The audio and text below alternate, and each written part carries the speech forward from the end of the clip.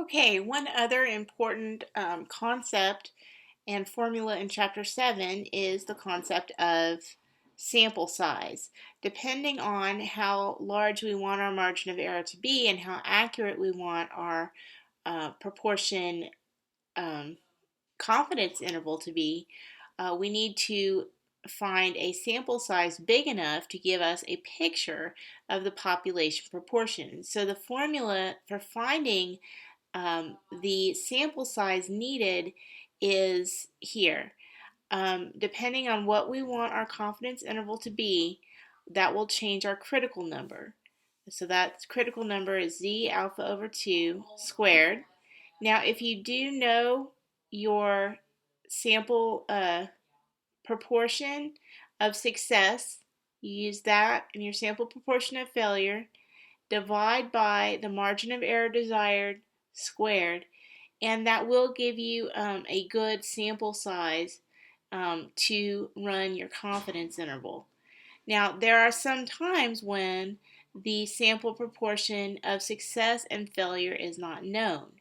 And if that is true, then we are simply going to use 0.5 for our p hat and 0.5 for our q hat, and 0.5 times 0.5 is 0.25. So that is if you don't know anything about the sample proportion of success and failure, then you'll use 0.25. Otherwise, you'll use p hat and q hat. So we are going to try to run this sample size formula. One important thing to remember about it is that larger samples are always better, and so you'll often get decimals, but even if the decimal tells you to round down, you should always just go ahead and round up to the next largest whole number for your sample size. Let's look at an example. We'll use this formula and we'll use the formula where the sample size is not known. So this says, in a study of financial aid for college students, it's necessary to estimate the percentage of full-time college students who earn a bachelor's degree in 4 years or less. Find the sample size needed to estimate that percentage with a 0.03 margin of error and a confidence level of 0.95. And part A says assume that nothing is known about the percentage to be estimated. So if nothing is known about percentages, we're going to use formula 7.3 here, where we use 0.5 times 0.5 to get 0.25. Well, let's try it. Our alpha level, it says a 95%, so our alpha level is 1 minus 0.95 or 0.05. Our alpha over 2 is 0.025, and then we used norm inverse to find our critical number. Okay, and now let's use this formula. And our margin of error right here, 0.03. So we'll use this formula to find our sample size. So we have, start with parentheses, critical number squared times 0.25, divide by our margin of error, which is 0.03 squared. Now we don't want to leave that parentheses open, so we'll close that. So I believe that fits our formula. Let's see.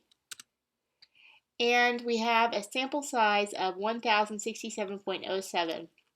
Remember that we definitely want to round up, so let's call it 1068. All right, now let's assume on part B, put this right here.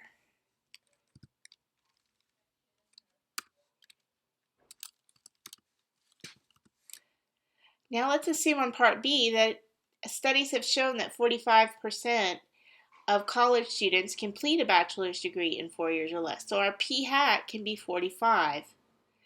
That means that our Q hat is 1 minus 45, or 55%, 0.55. So here's our P hat, here's our Q hat. Very similar formula. Same z-score because we want a 95% confidence interval. So here we go.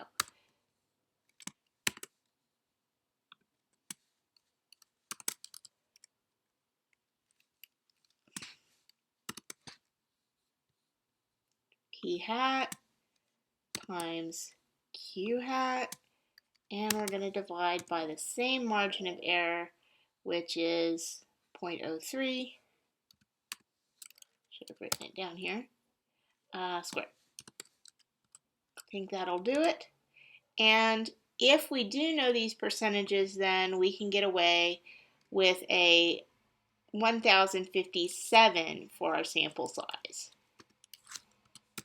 Now, the question then becomes, is it worth knowing the p hat and the q hat?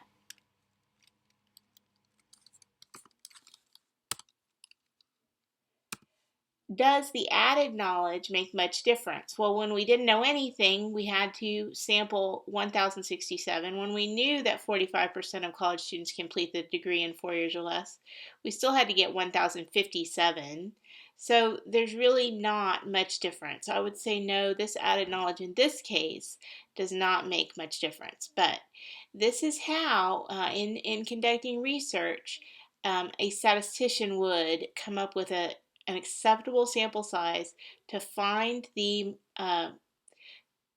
confidence interval with the confidence level that they want.